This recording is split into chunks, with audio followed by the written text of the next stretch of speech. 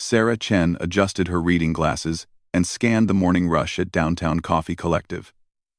To every customer grabbing their daily fix, she was just another face behind the counter, a quiet woman in her early 30s who knew their orders by heart and never complained about the demanding city crowd. She moved with the practiced efficiency of someone who had worked service jobs for years, steam wand hissing as she crafted another perfect latte. What none of them knew was that those same steady hands had once held a rifle that could reach out and touch someone from over 2 miles away.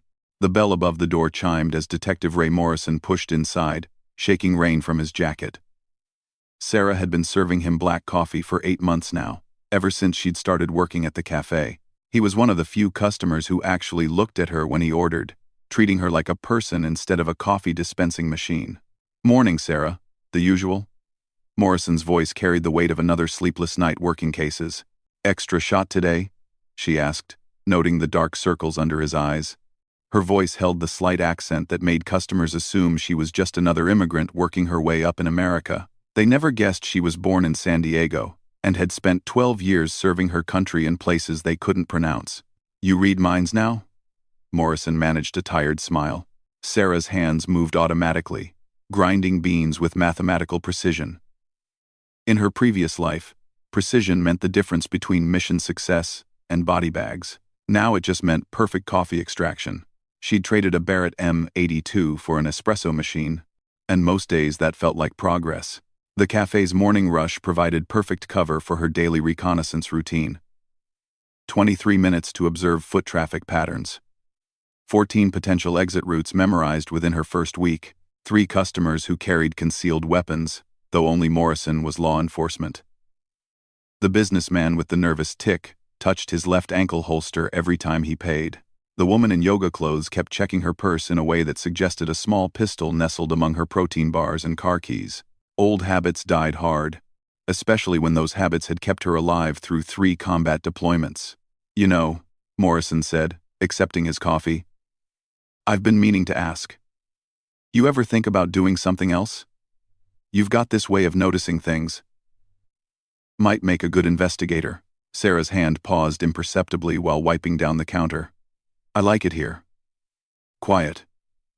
"Fair enough. But if you ever change your mind, the department could use people with your observational skills." If only he knew what she'd observed through rifle scopes in places like Afghanistan and Syria.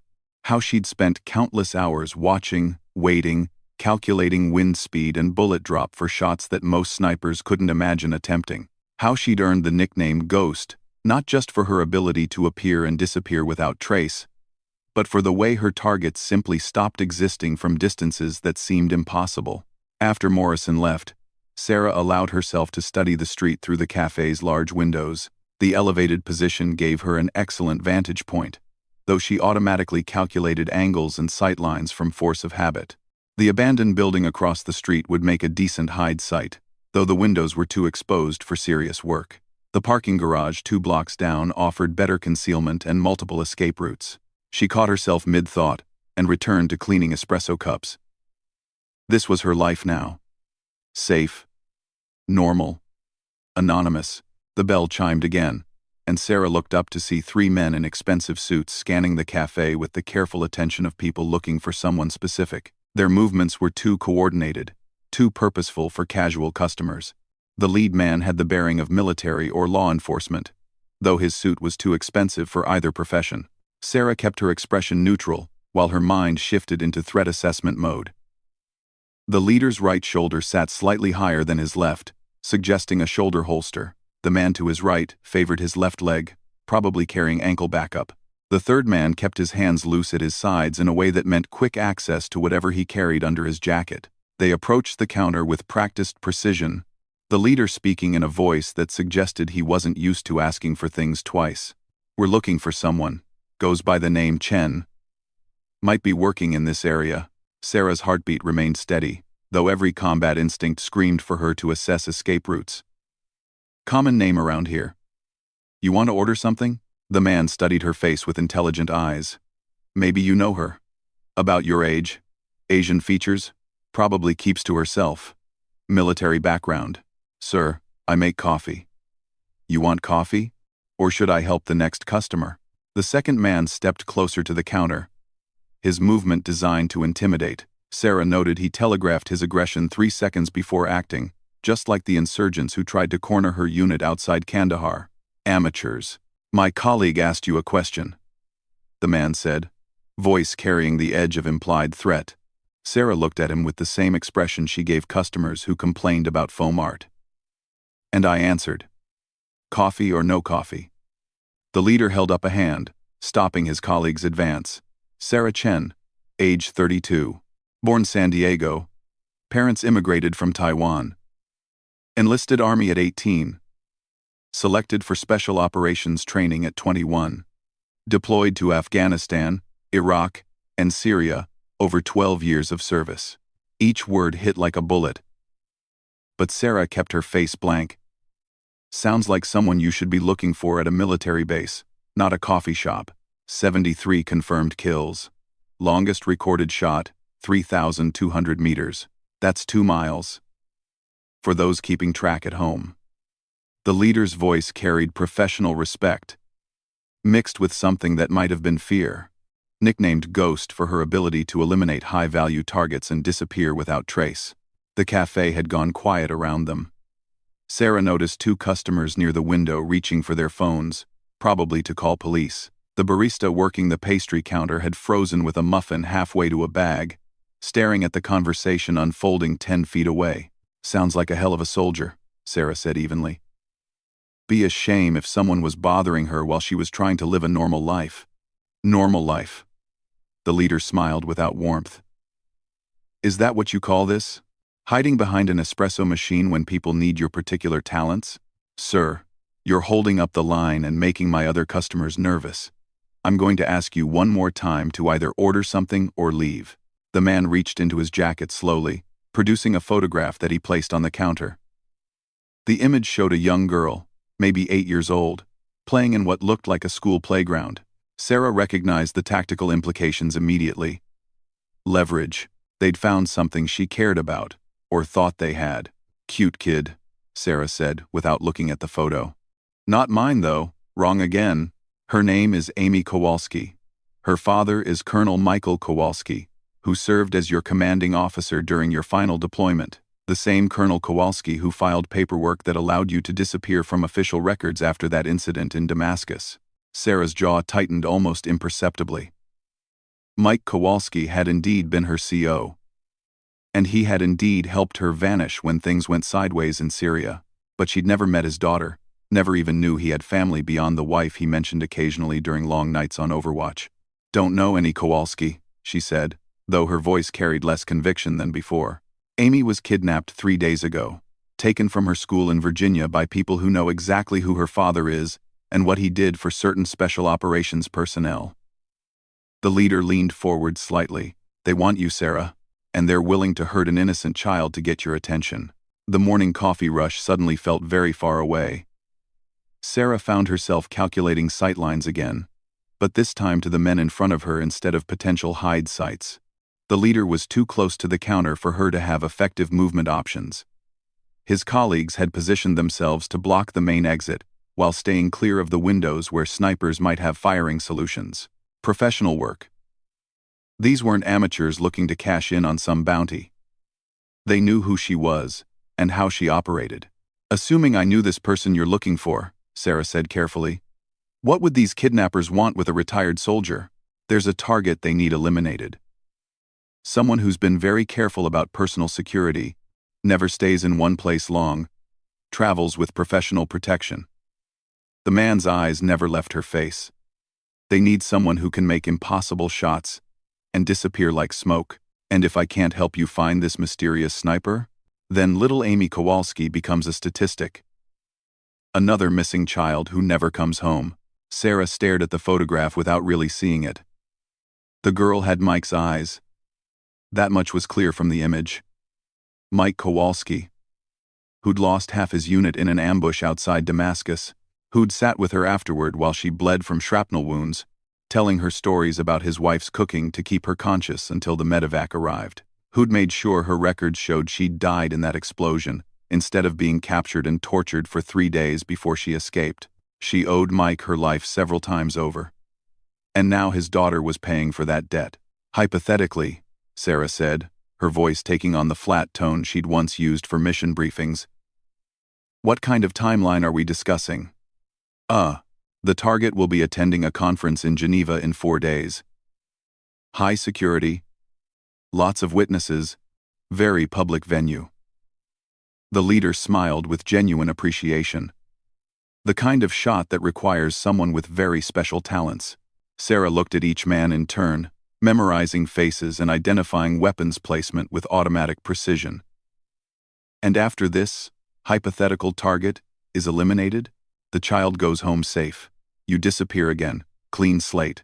Everyone gets what they want. Except the target, who happens to be a war criminal responsible for genocide in 3 different countries. Sometimes the world is better off without certain people in it.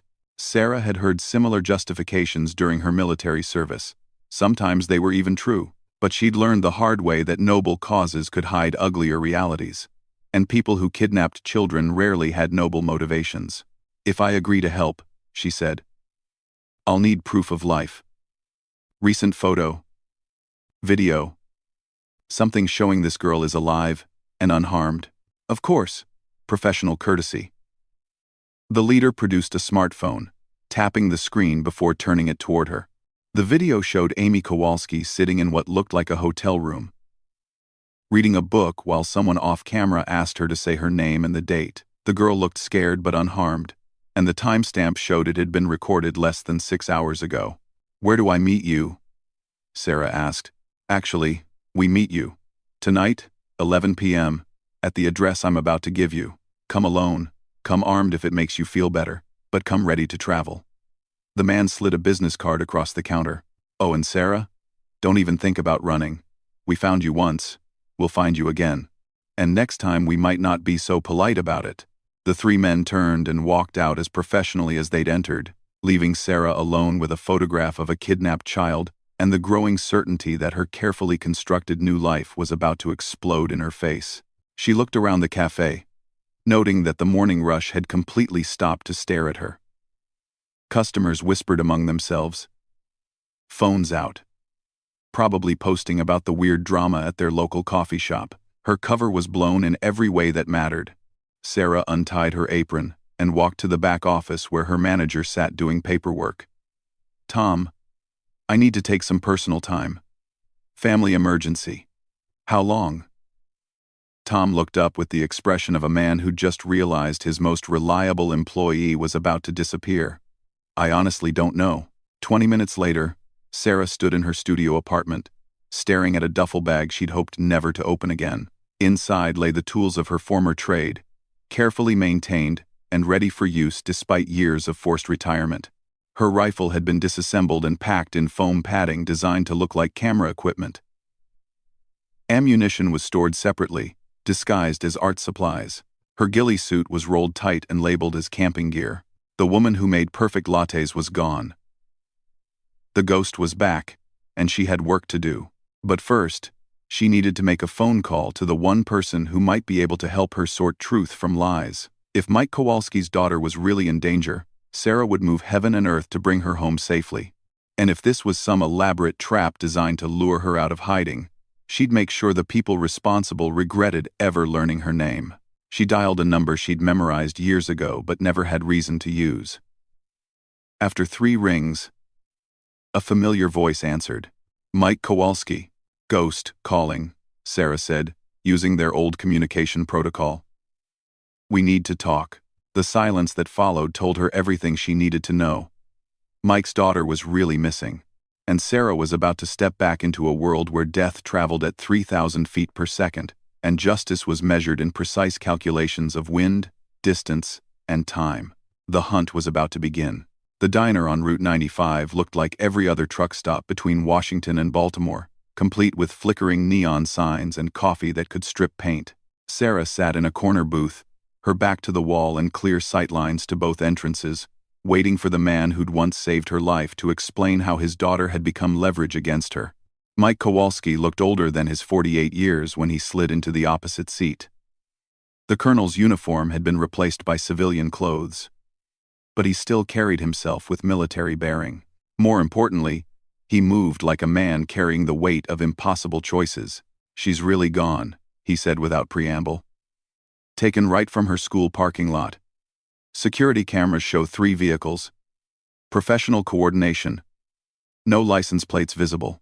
Sarah studied his face, reading the tells she'd learned during countless mission briefings. Mike wasn't lying, but he wasn't telling her everything either. Who knows about Damascus? Officially, you died in that explosion along with 6 other operators. The after-action report lists you as Kia. Body unrecoverable due to structural collapse. Unofficially, Mike's jaw tightened. 3 people know what really happened. Me, General Morrison at JSOC, and someone who clearly shouldn't. The pieces clicked into place with military precision. Sarah had suspected from the beginning that the men who found her knew too much about classified operations. They have someone inside. Though, has to be. The Damascus files are sealed so tight that accessing them should trigger every security protocol we have. Mike pulled out his phone, showing her a text message. This arrived an hour after Amy was taken. The message was simple. "We have the girl. Bring us the ghost, or she disappears forever. R. Why didn't you call me immediately? Because I spent 3 years hoping you'd found peace. Because bringing you back into this world felt like destroying the one good thing to come out of Damascus." Mike's voice carried the weight of command decisions that haunted quiet moments. "And because I was hoping I could handle this through official channels. But you can't. Whoever took Amy knows exactly how our systems work. Every move I make through proper channels, they're 3 steps ahead. They want you specifically. And they're willing to prove they can reach anyone, anywhere, to make it happen." Sarah understood the tactical implications immediately. If the kidnappers had someone feeding them intelligence about official response protocols, then working within the system would get Amy killed. The only way to save her was to operate outside normal command structures, using skills that officially didn't exist anymore. "Tell me about this target they want eliminated." Mike slid a tablet across the table, showing surveillance photos of a man in his 50s with silver hair and expensive clothes. Viktor Kozlov, former Russian intelligence, currently private military contractor. On paper, he provides security consulting for international businesses. In reality, he's responsible for ethnic cleansing operations in at least 4 countries over the past decade. Sarah scrolled through intelligence reports detailing Kozlov's activities. Civilian casualties in Bosnia. Mass graves in Sudan. Chemical weapons used against refugee camps in Syria. The kind of monster who hid behind corporate titles while orchestrating human suffering on an industrial scale. So they want me to eliminate someone who probably deserves killing. It's never that simple, Ghost. You know that. Sarah did know that. She'd learned the hard way that righteous causes could be covers for darker agendas, and people willing to kidnap children rarely limited their evil to single targets. What's the operational picture? Mike activated a mapping application, showing Geneva's city center with multiple layers of security data. Kozlov will be attending the International Security Conference at the Palace of Nations. 3 days of meetings, highest possible security profile, Swiss police, UN security, private contractors, plus whatever personal protection he's bringing. Venue specifics? Conference center sits on elevated grounds overlooking Lake Geneva. Multiple buildings, lots of windows, but every sightline is monitored by counter-sniper teams. They've got thermal imaging, acoustic detection, the full suite. Mike zoomed in on the building complex. Range from possible hide sites varies between 800 and 1,500 meters. Difficult shots, but not impossible for someone with your capabilities. Sarah studied the tactical overview with professional interest. The Swiss took security seriously, especially for international conferences involving controversial figures. Getting into position would require careful planning and flawless execution. Making the shot would demand precision beyond normal sniper capabilities. Escaping afterward seemed almost impossible. They're not planning for me to survive this. That occurred to me too.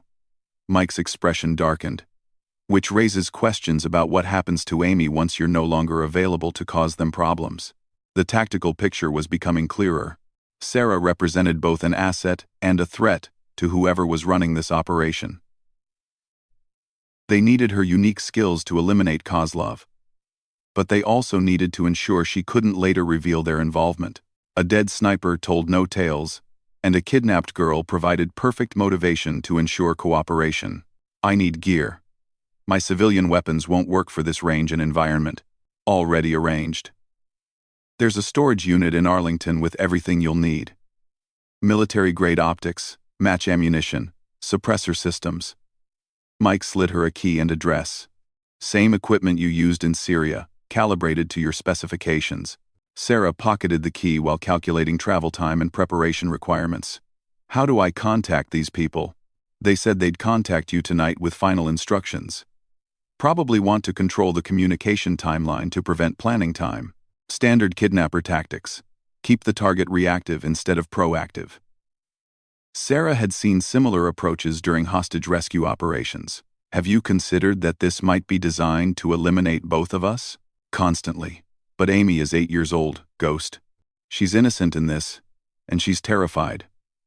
Mike's voice cracked slightly. I'll accept whatever consequences come from bringing you back, if it means she comes home safe.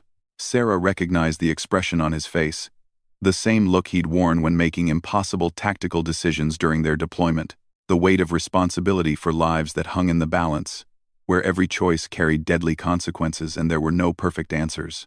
I'll need 12 hours for gear preparation and route planning. You've got it. But Sarah? Mike caught her eyes across the table. Don't go dark on me. Whatever happens, I need to know you're still operational. Copy that, sir. Sarah left the diner with mission parameters that felt familiar and terrifying at the same time. She was operational again, planning shots that would determine whether an innocent child lived or died. The woman who'd spent 8 months perfecting latte art was gone, replaced by someone who calculated wind speed and bullet drop with mathematical precision. The storage unit in Arlington contained exactly what Mike had promised. Her Barrett M82 rifle lay in custom foam padding, broken down into component parts that could be assembled in under 3 minutes. Military-grade optics with ranging capabilities out to 2,000 meters. Match-grade ammunition loaded to her exact specifications. Even her old ghillie suit, modified with local vegetation patterns for European environments. Sarah ran her hands over the rifle with the reverence of a master craftsman examining precision tools. This weapon had served her faithfully through 3 deployments, never failing when lives depended on perfect accuracy. The scope was calibrated to her eye relief and shooting position, adjusted for the minute variations that separated expert marksmanship from impossible shots. She spent 4 hours at a private range outside the city, reacquainting herself with the weapon's feel and confirming that muscle memory remained intact. The rifle spoke with its familiar voice, sending rounds downrange with surgical precision. At 800 meters, she could place shots within a quarter-inch of each other.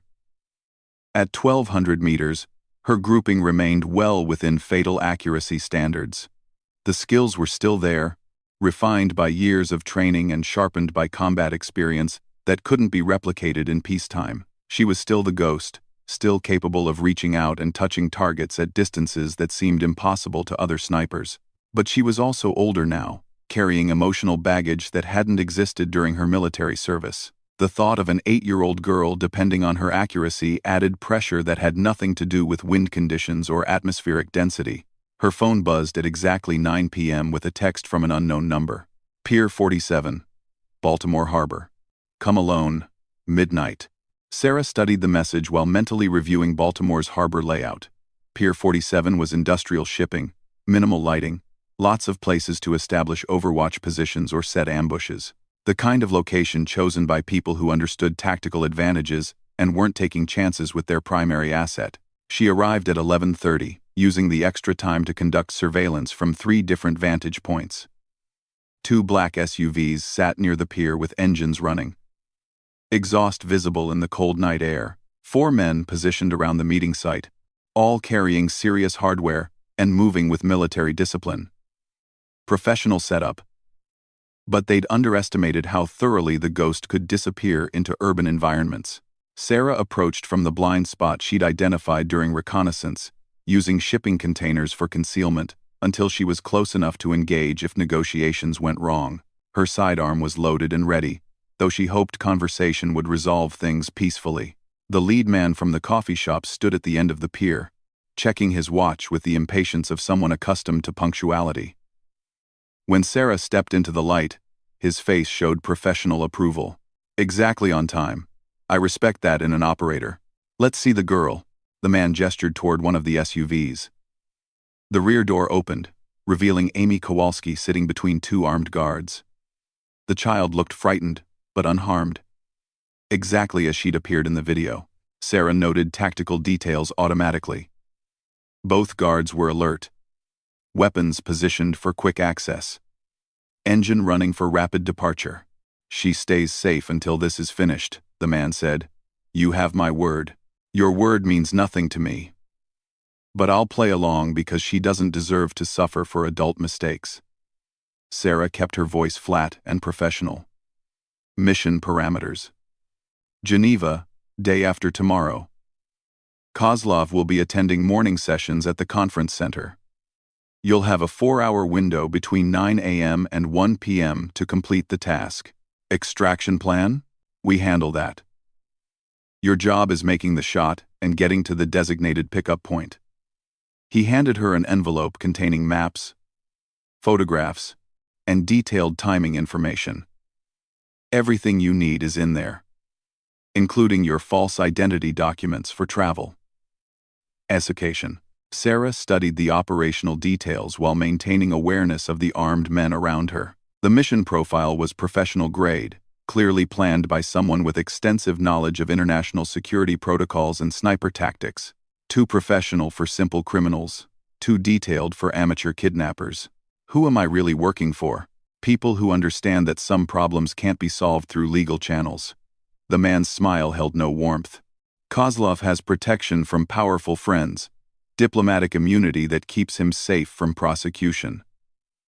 Sometimes justice requires more direct approaches, and after I eliminate the target, you disappear again. New identity, clean documentation. Enough money to buy anonymity anywhere in the world. He gestured toward the SUV holding Amy. The girl goes home safe. You vanish like smoke. Everyone wins. Sarah recognized the promise for what it was. A comfortable lie designed to ensure cooperation. These people had gone to enormous trouble to locate her and force her back into service. They wouldn't simply let her walk away with knowledge that could destroy their operation. But Amy Kowalski was still innocent, still depending on her to make impossible shots under impossible circumstances. The child's life was real, immediate, and threatened. Everything else was tactical considerations that could be addressed once the girl was safe. I'll need tomorrow for final preparations. Of course. Professional courtesy. The man's confidence suggested he knew she was committed now, regardless of her personal reservations. Oh. And Ghost? Don't disappoint us. Little Amy is counting on your legendary accuracy. Sarah walked away from the pier with mission documents and the weight of impossible choices. She had 36 hours to plan a shot that would either save an innocent child or destroy them both. The Ghost was operational again, hunting in a world where precision was measured in heartbeats and justice traveled at 3,000 feet per second. The hunt was about to begin, and failure wasn't an option. Geneva's morning air carried the crisp clarity that made for perfect shooting conditions. Sarah lay motionless on the roof of an abandoned textile factory.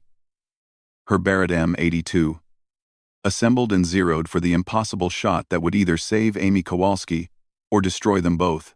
1,100 meters to the conference center.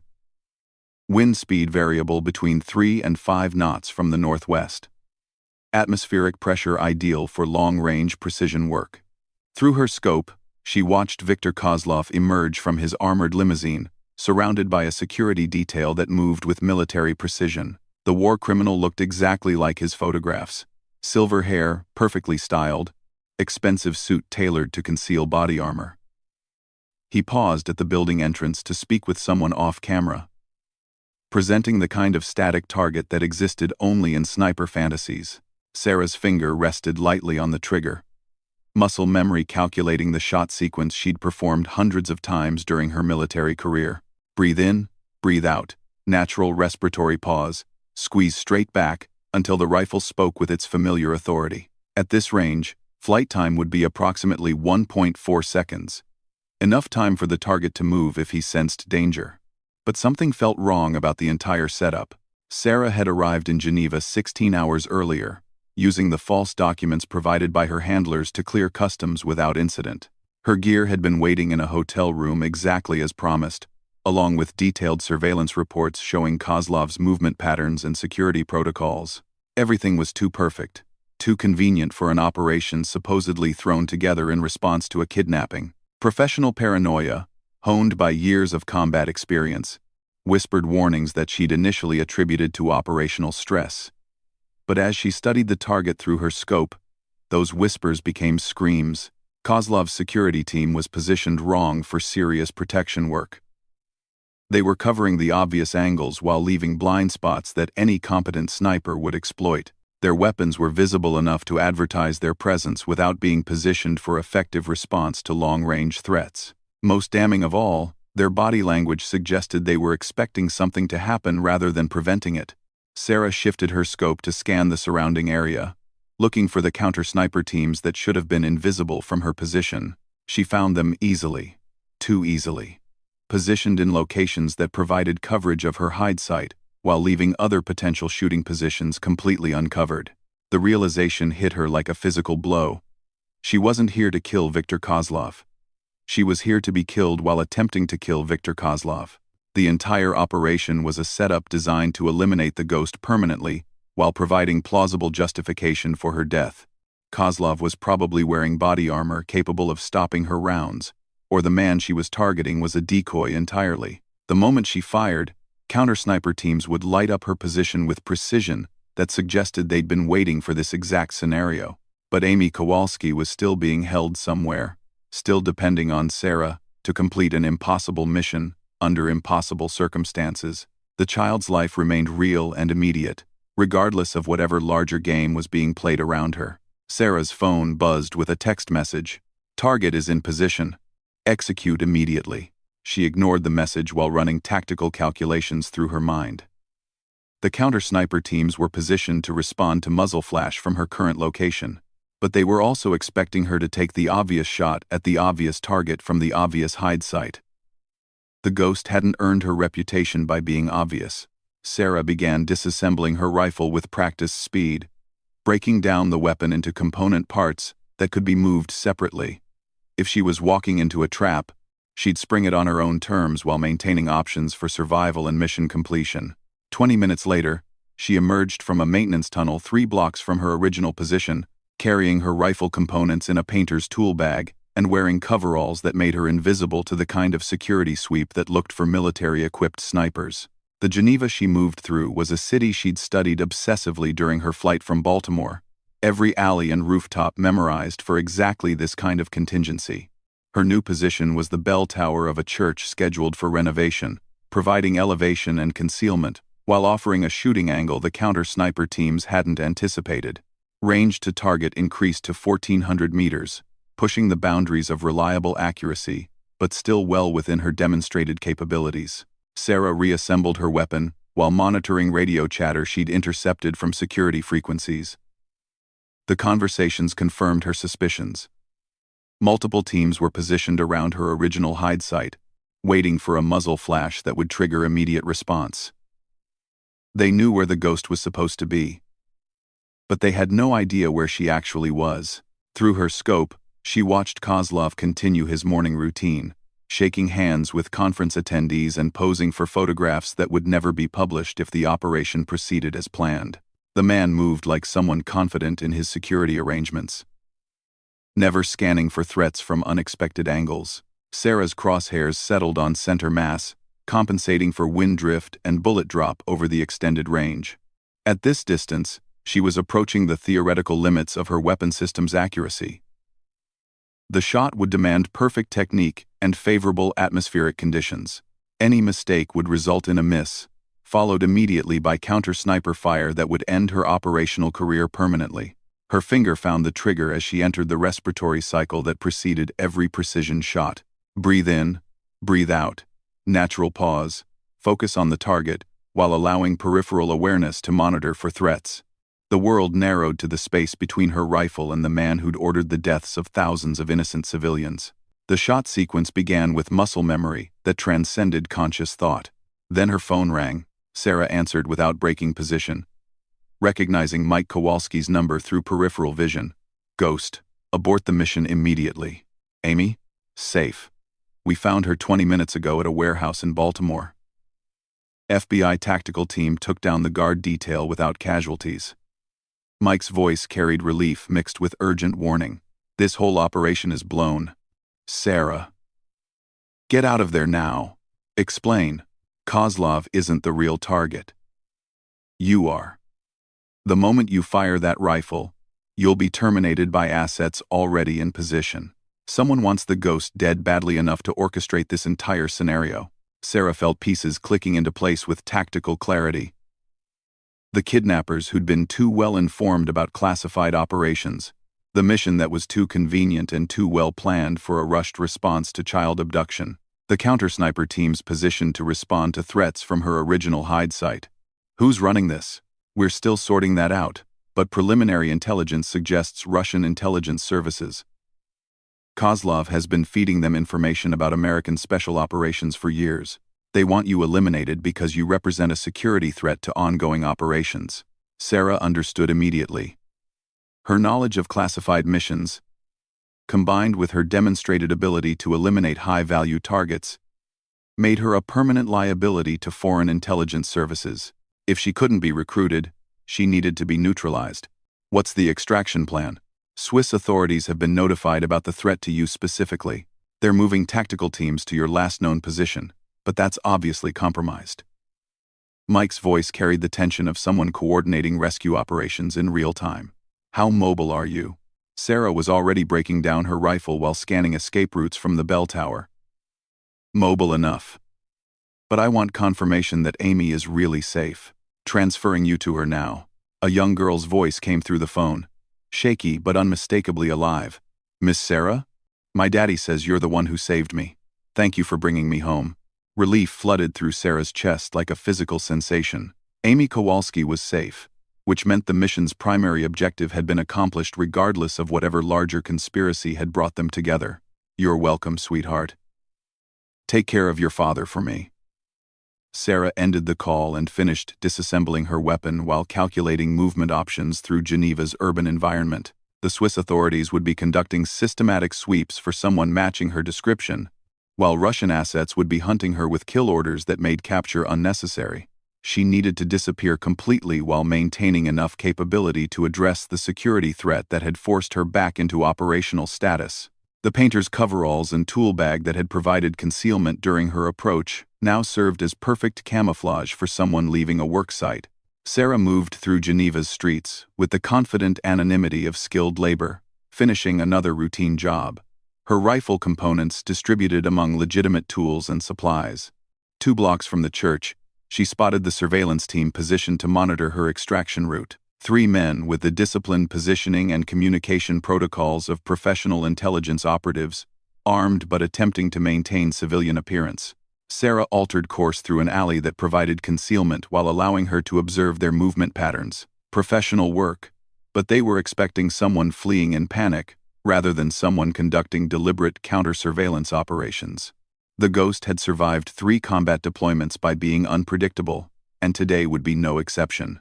She approached the team's position from their blind spot, using construction scaffolding for concealment until she was close enough to overhear their radio communications. Russian language, confirming Mike's intelligence about foreign involvement. Orders to eliminate the target on site rather than attempt capture.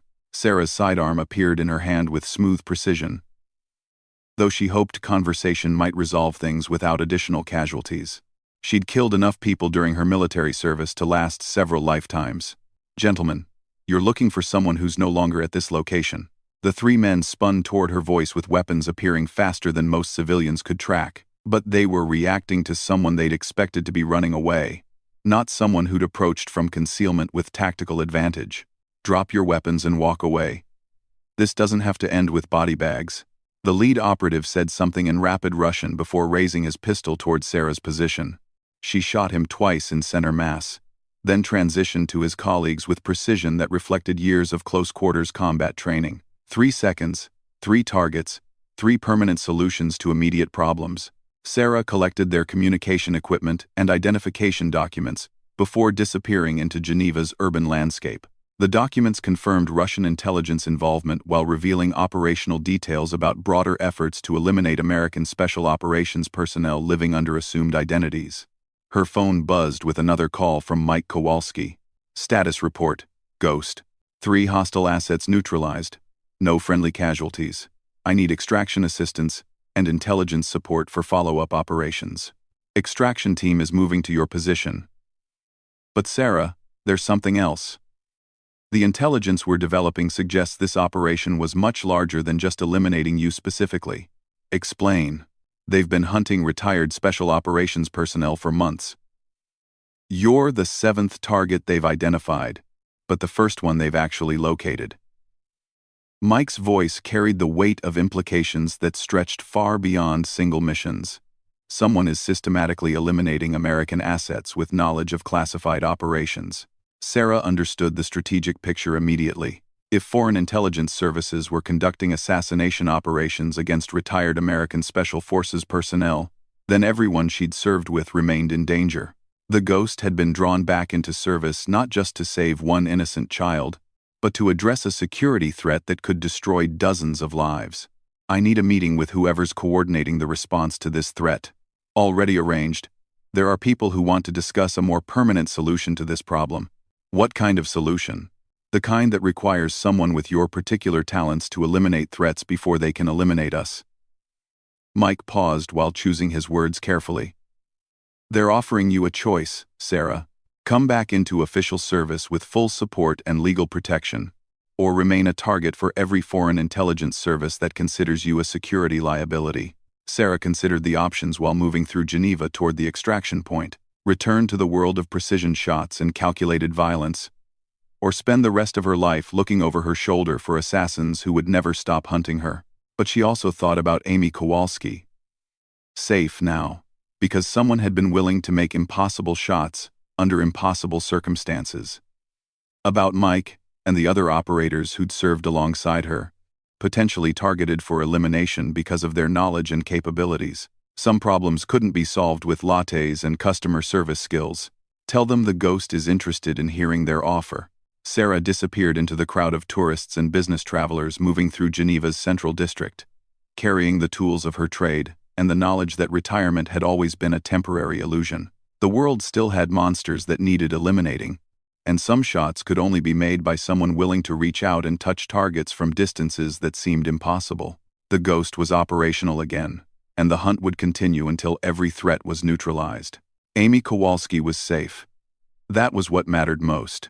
Everything else was just another mission waiting to be completed.